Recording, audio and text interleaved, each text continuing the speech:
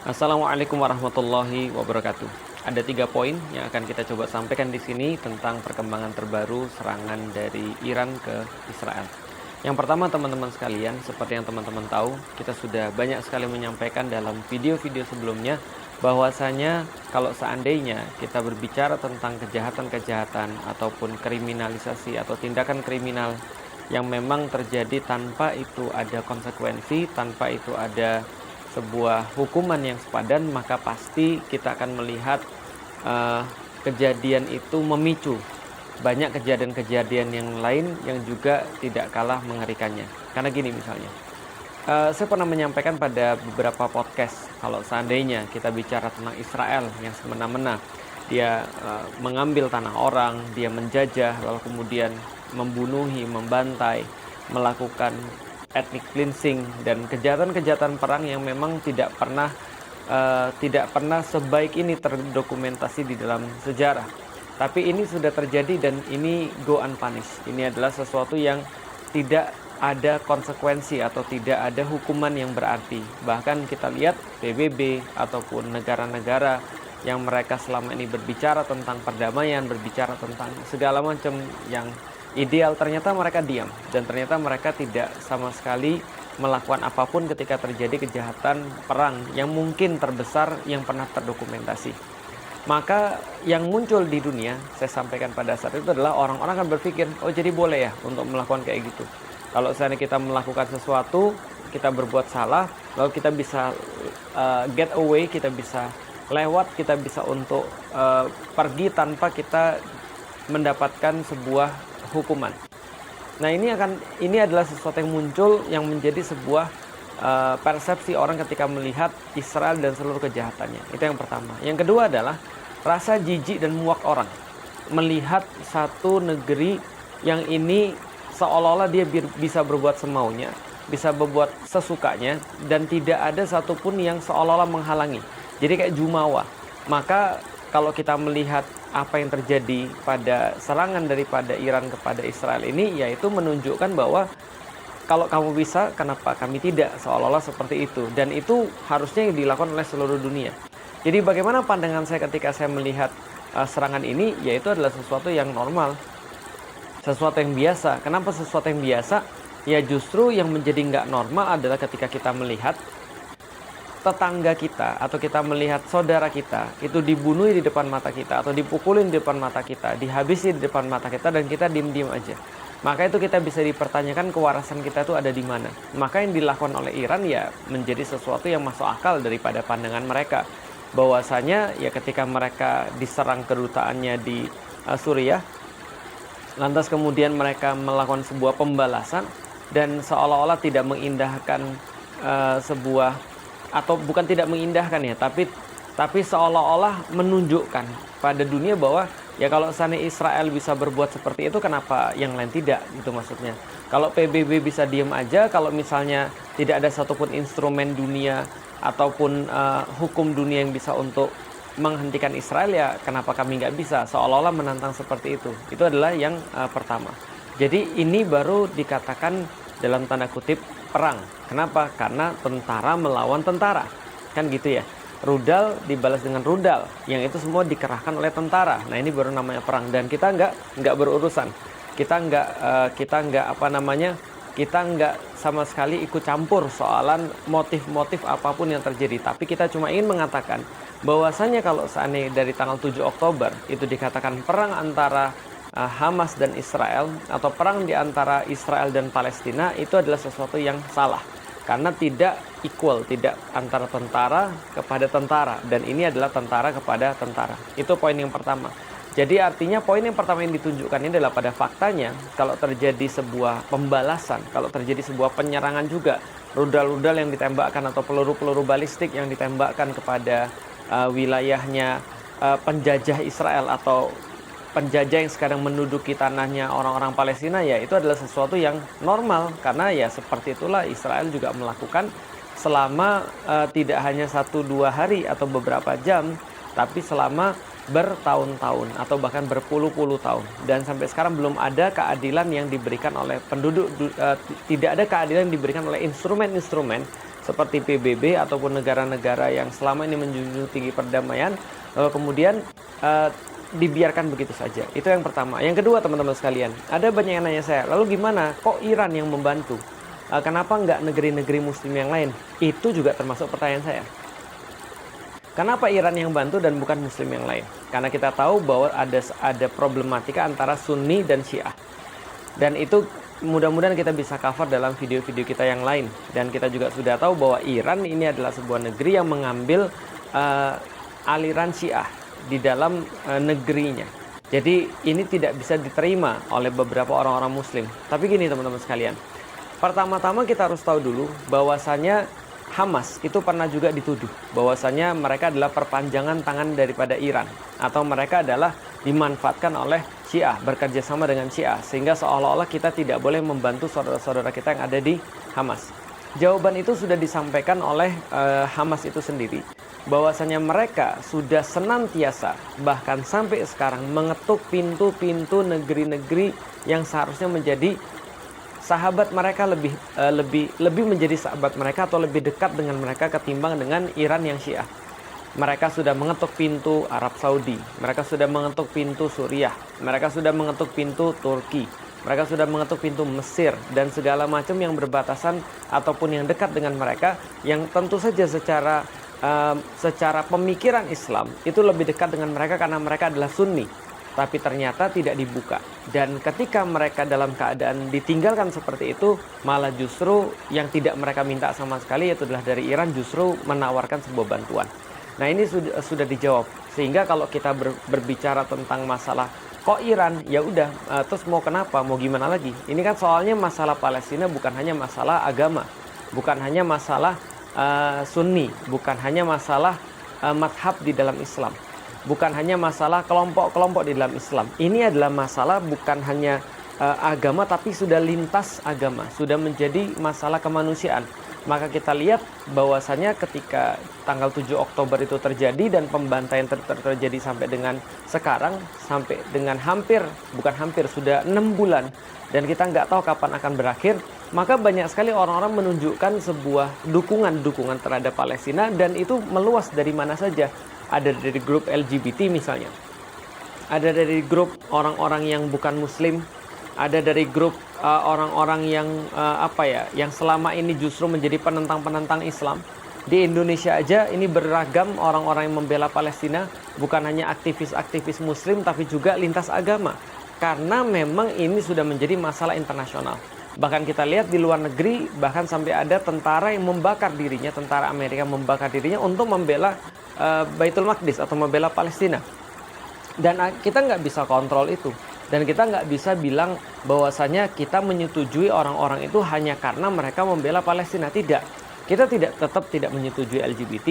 Kita tetap tidak menyetujui misalnya orang-orang yang mereka selama ini memusuhi Islam. Kita tetap tidak setuju. Tapi dalam perkara ini, dalam perkara mereka membela Palestina, itu adalah hak mereka. Termasuk ketika Iran misalnya menyerang Israel, walaupun alasan dia adalah ingin membela dirinya, ingin membalas serangan yang ada pada kedutaan besar mereka, itu tidak menjadikan kita untuk melarang mereka untuk melakukan hal itu. Gitu maksudnya. Kenapa? Karena ini sudah jauh daripada hanya sekedar permasalahan agama. Bagi orang muslim iya, bahwa ini adalah permasalahan agama dan harus disikapi dalam sudut pandang agama.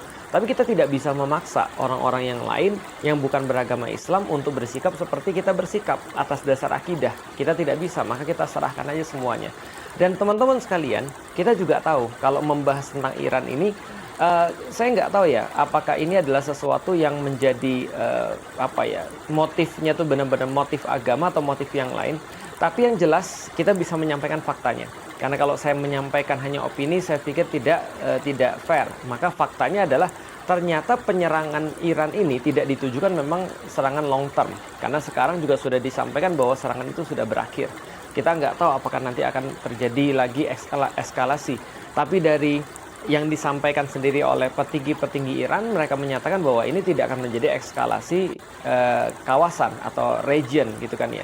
Karena yang dikhawatirkan itu kan adalah eskalasi yang terjadi di wilayah Timur Tengah, sehingga terjadi sebuah peningkatan partisipan perang, yang khawatirnya nanti akan jadi perang dunia ketiga, kan itu yang dikhawatirkan. Karena kalau Iran nanti tetap menyerang Israel, Israel pasti nanti akan bawa Amerika, Amerika nanti pasti akan melibatkan nanti Rusia gitu kan ya, lalu kemudian lebih banyak lagi, dan akhirnya ya terjadi seperti itu. Tapi ya Iran sendiri tidak mengatakan begitu. Bahkan sumber-sumber yang kita juga sudah bisa baca di situs-situs berita itu menyatakan bahwasanya Iran itu sudah berkoordinasi dengan Amerika, sudah berkoordinasi dengan negeri-negeri yang lain, bahkan sudah mengumumkan bahwa mereka akan melaksanakan serangan untuk Israel dalam waktu 48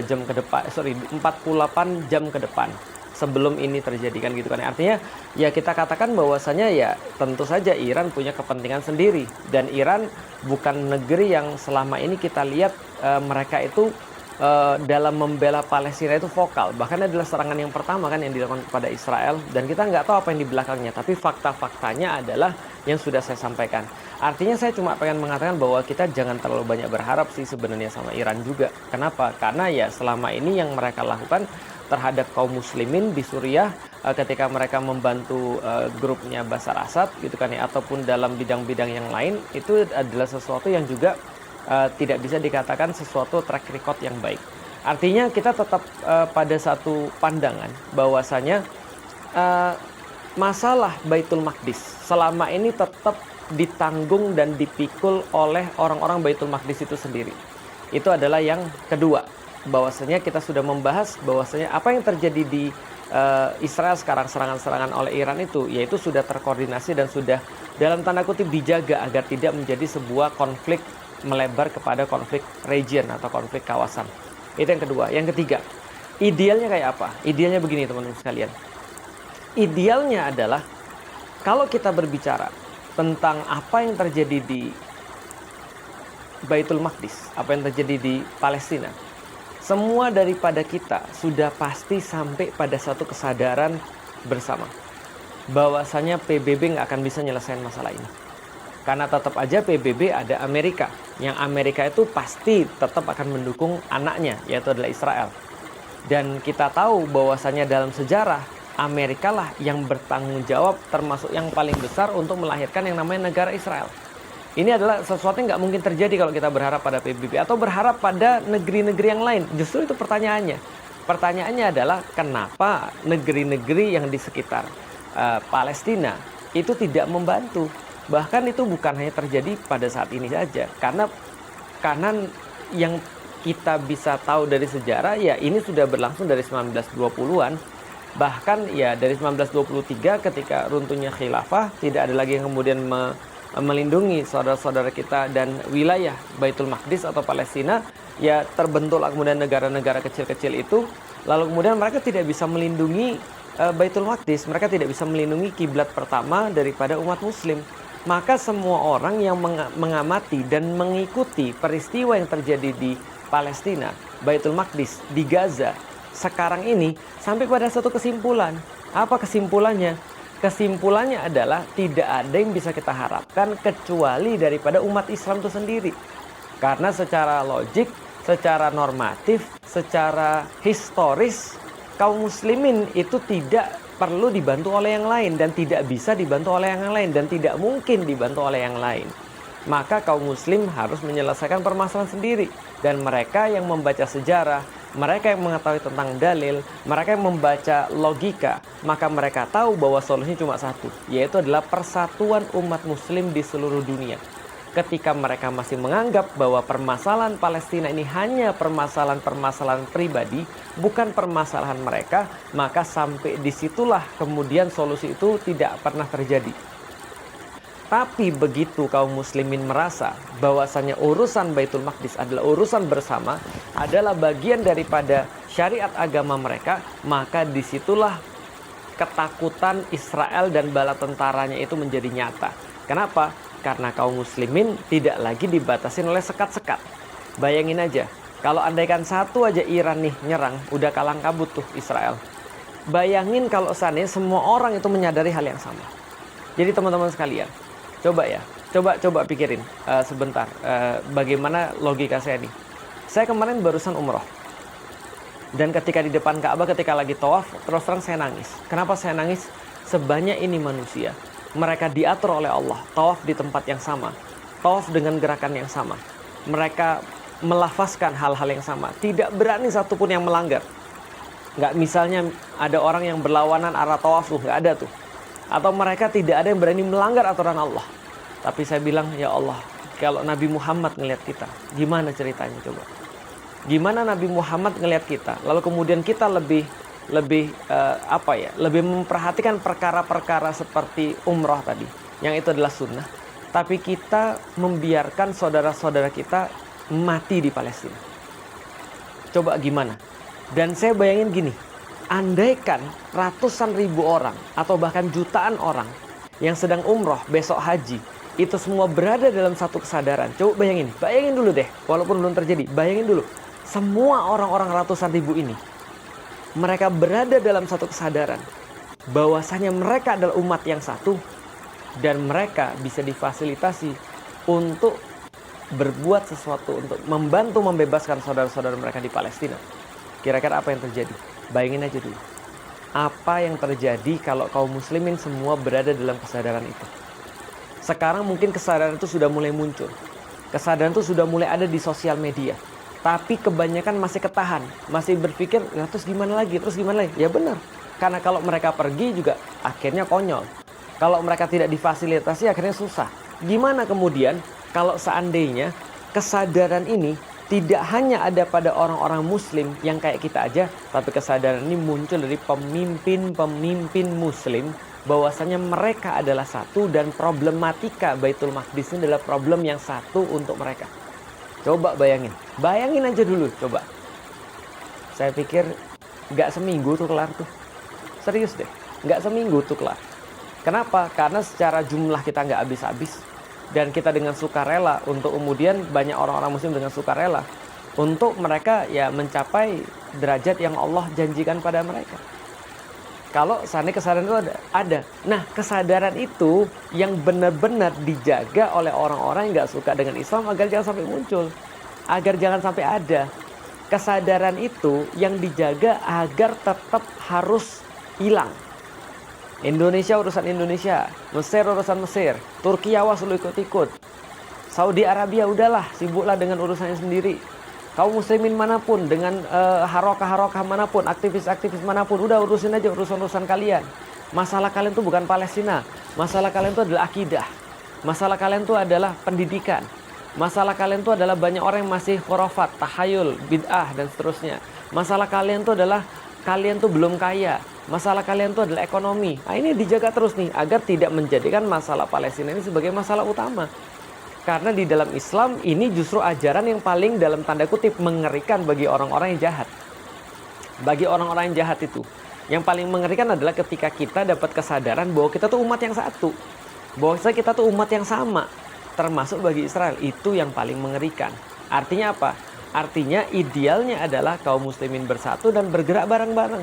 Pertanyaannya gimana caranya agar umat muslim bersatu dan bergerak bareng-bareng? Nah, itu PR kita tuh.